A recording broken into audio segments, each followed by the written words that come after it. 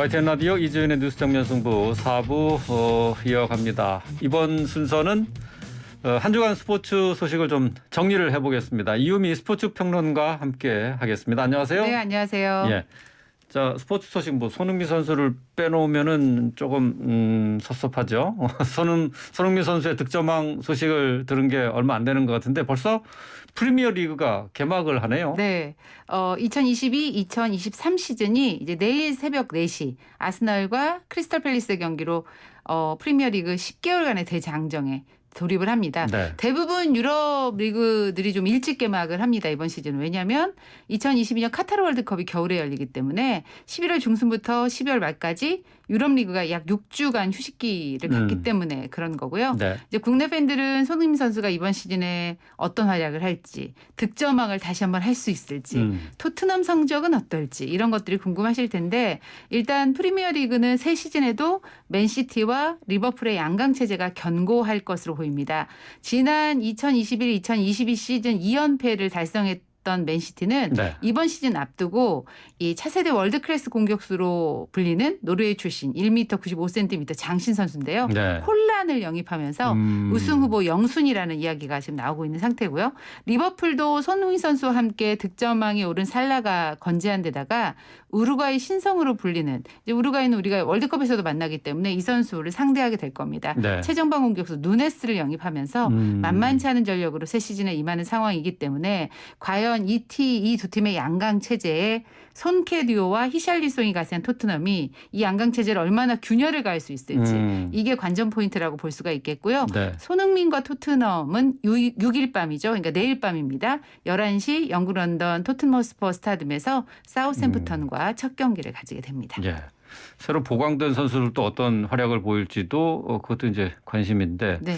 뭐 저희들이 한번 이제 손흥민 선수의 득점왕 경쟁 뭐 이것에 초점이 갈 수밖에 없는데 네. 시즌 끝까지 지켜봐야 볼 수밖에 없죠. 사실 지난 시즌에도 최종전에서 결정이 그러니까요. 됐잖아요. 예. 그러니까 우리는 끝까지 이제 손흥민 선수의 활약을 지켜보는 수밖에 없는데 프리시즌 경기를 보면 손흥민 선수가 4경기에서 2골 3도움을 기록했거든요. 특히 3개의 도움 모두 해리케인의 득점으로 연결이 됐기 때문에 네. 이번 시즌 두 선수의 호흡 다시 한번 기대를 해볼 수가 있겠고요. 손흥민 선수와 케인은 골을 합작하는 동료이기도 하지만 득점왕을 놓고 경쟁하는 선수들이기도 합니다. 네. 같은 팀에서요. 그리고 네. 당연히 이제 득점왕 하면 리버풀의 살라가 있겠고 여기에 새로운 경쟁자가 가세했는데 제가 조금 전에 언급했던 노르웨이 공격수 맨시티의 홀란이 그 주인공입니다. 이제 이런 시즌전 예상을 할 때는 현지 베팅 업체들도 여러 전망을 내놓거든요. 네. 영국 베팅 업체 스카이베트 같은 경우는 손흥민의 득점왕 등극 확률을 8% 5위로 전망을 했고요. 1위는 역시 홀란이었습니다. 홀란. 확률 27%. 홀란 이 선수가 1m 95씩이나 되는데 빨라요. 빠르다고요. 발도 빠르고 네. 힘도 좋고 그런 선수라서 10대부터 워낙에 골잡이로 유명했던 선수고 그러면서 분데스리가에서 득점으로는 뭐 유명했던 선수거든요. 그러면서 이제 예. 프리미어리그로 입성을 한 선수이기 때문에 홀란에 대한 기대가 사실 프리미어리그 팬들에게는 무척이나 큰 그런 상황입니다. 과연 네. 홀란이 프리미어리그에서 통할 수 있느냐.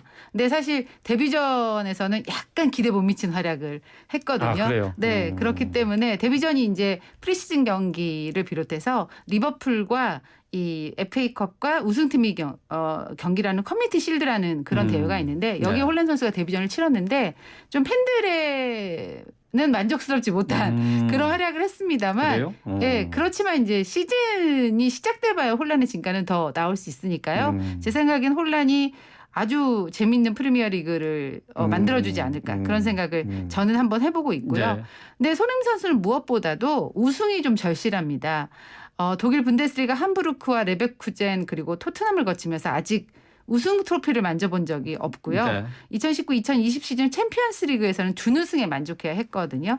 다가온 시즌에는 좀 우승 트로피를 꼭 들어 올릴 수 있길 바라고 또 월드컵이 있는 시즌이기 때문에 무엇보다 좀 부상당하지 않고 건강하게 시즌을 보낼 수 있기를 바라는 마음이 더 큰 것 같습니다. 예.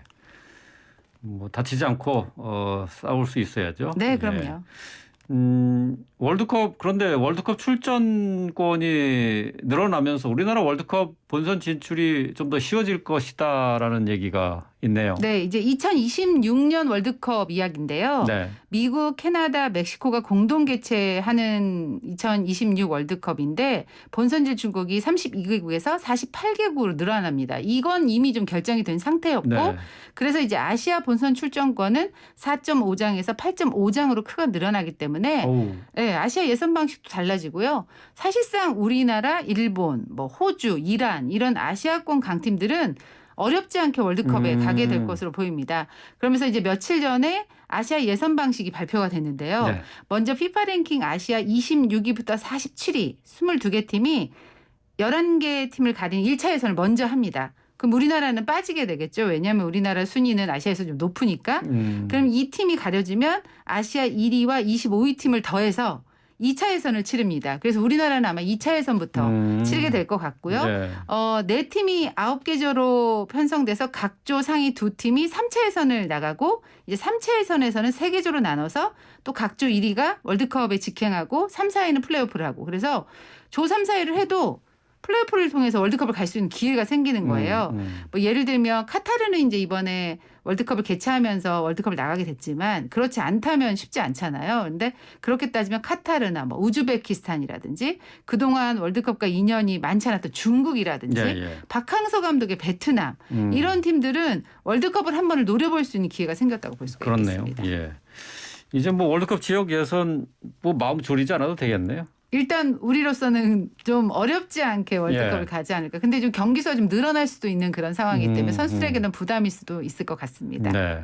근데 이 결국 그 긍정적인 반응만 나오는 건 아닐 것 같아요. 네, 일단 당연히 비판의 목소리도 있습니다. 월드컵 출전국이 대폭 늘어나면 좀 대회 수준이 크게 떨어지는 것은 아니냐라는 이야기도 나옵니다. 그렇죠. 기존에는 월드컵에 나가지 못할 것 같았던 16팀이 대회에 출전을 하잖아요. 네. 특히 조별리그에서는 강팀과 약팀의 경기력 차가 크게 벌어질 수 있고 이렇게 되면 사실상 토너먼트 정도 돼야 월드컵다운 경기를 볼 수 있을 거다. 이런 이야기도 나옵니다. 이제 피파는 최대한 많은 팀에게 월드컵 경험을 주고 싶어서 이렇게 늘린다고 주장하지만 그걸 믿는 사람들은 아마 없을 거예요. 결국은 경기 수가 늘어나면 중계권 수익이 상승하고 더 많은 미디어 노출로 후원사 등을 통해서 매출로 추가로 확보할 수 있기 때문이라는 주장이 아무래도 좀 더 설득력을 얻고 있는 상황인데 이런 행보로 이제 피파가 돈을 좀 많이 벌 수는 있겠지만 대회 위상이나 수준이 하락하는 것은 불가피하다. 이런 비판도 나오고 있는 게 사실입니다. 장사 속으로 문을 활짝 열었다. 네, 그런 그렇게. 생각도 한켠에 나오는데 그게 좀 설득력을 더 있지 않나. 왜냐하면 그렇죠. 지금 계속 유럽 축구 연맹이나 뭐 이런 곳에서도 뭔가 출전 팀들을 확대하려는 움직임들, 뭐 여러 대회를 더 많이 하려고 하는 움직임들이 나오는데 그런 맥락에서 보면 이런 합리적 의심을 할 수 있는 그런 분위기는 맞는 것 같습니다. 뭐 그래도 축구 팬들에게는 국제 무대에서 우리 선수들이 뛰는 모습 뭐 더 많이 볼 수 있어서 그것도 뭐 한편으로는 좋다라고도 할 수 있을 것 같긴 해요. 네, 근데 이제 월드컵이라는 것이 좀 최종 예선이나 뭐 예선을 하면서 조금 긴장감 있게 재밌게 그렇죠. 해서 그래서 월드컵 본선을 가는 게 굉장한 의미로 다가오는 그런 그렇죠. 것들이 좀 없어지기 때문에 이제 그런 건 없겠네. 네, 그런 부분은 뭐 좀 아쉬운 것 같습니다. 몇 회 연속 진출 이제 이런 거는 별로 이제 따지지 않게 의미가 생겼어요. 좀 없어지잖아요. 퇴색되는 부분이 있기 때문에 그런 부분은 조금 아쉽게 다가오지 않을까 그런 생각이 듭니다. 예, 그렇긴 하겠네요. 자, 한국 여자 농구의 간판 선수죠. 박지수 선수가 공황장애 때문에 대표팀에 합류하지 못했다 하는 소식이 있었어요. 저도 이 소식도 좀 깜짝 놀랐는데 개인적으로 박지수 선수를 만나본 적이 있어서 이 선수 정말 밝은 선수고 정말 순수한 선수고 농구에 대한 열정이 정말 대단한 선수예요. 왜 그랬대요? 일단 들리는 얘기로는 전해진 얘기로는 지난달 강원도 태백에서 이제 이 선수가 KB 소속인데 구단 전주훈련에 참가했다가 훈련 말미에 과호흡 증세를 보여서 진단을 해보니 이게 공황장애로 밝혀졌고 그래서 지금 이제 협회와 구단의 지원을 받아서 자택에서 뭐 휴식과 심리치료를 하고 있다 이런 소식이 전해졌는데요. 근데 여자 대표팀이 다음 달 여자 월드컵에 출전할 예정인데 여기에 소집할 예정이었거든요. 근데 이렇게 진단을 받으면서 박지수 선수가 합류하지 못했고 그러면서 이제 공황장애로 합류하지 못한다는 게 공식적으로 발표가 됐습니다. 뭐 공황장애를 앓게 된 원인은 여러 가지가 있겠지만 이제 추정컨대 아무래도 이제 성과에 대한 부담감이었을 거란 추측이 많이 나옵니다. 왜냐하면 박지수 선수는 팀에서나 여자농구 대표팀에서 전력의 반이라고 평가를 그렇죠. 받는 선수예요. 예. 어린 나이부터 대표팀의 기둥이었고요. 또 이 선수가 2018년부터는 여름에 열리는 WNBA를 진출해서 미국에서 경기를 하고 또 한국에서 개막하면 한국 가서 프로 리그를 뛰고 이런 식으로 프로 생활을 했거든요. 그러니까 그만큼 상대 경기도 많이 뛰었겠지만 상대의 집중 경제와 부상 속에서 살았고 또 사실 너무 월등하다 보니까 알게 모르게 시기 질투 속에 아마 살았을 가능성이 높죠. 또 자신의 시기 질투라는 건 동료들의 시기 질투. 아무래도 선수들끼리는 그래요. 당연히 이 선수가 잘하는 걸 알매도 불구하고 이 선수만 돋보이는 것이 또 선수들 간에 또 그런 묘한 있을 수 감정적인 있죠. 네, 묘한 감정들. 근데 그게 갈등이 긍정적으로 또 영향을 미치기도 해요. 그런데 이제 그걸 늘 시달려 왔던 선수에겐 또 부담으로 느낄 수가 있는 것이니까요. 그리고 또 자신에 대한 기대치가 높기 때문에 많이 압박을 받았던 것으로 알려지고 있고 또 하나는 요즘 운동선수들이 이 스타급 선수들이 거의 연예인만큼의 인기를 얻고 그러면서 악플을 많이 받거든요. 그런 것에 힘들어했다는 얘기도 지금 들리고 있습니다. 근데 이제 바깥으로 다치는 것이면 몇 개월 진단 이런 게 나올 텐데 이 외상이 아니기 때문에 사실 복귀 예상 시기가 불투명한 그런 상황이고요. 대표팀도 사실 비상이 걸린 건 맞는데요. 뭐 대표팀 팀도 중요하지만 지금 중요한 건 박지수 선수가 건강하게 돌아오는 것이기 때문에 그렇죠. 예. 농구 관계자나 팬들이 모두 그걸 바라고 있다는 걸 예. 박지수 선수가 알아줬으면 좋겠고 다시 한번 이제 국가대표와 에이스의 무게감이 어느 정도인지 조금이나 느낄 수 있는 그런 소식이기도 했습니다. 예.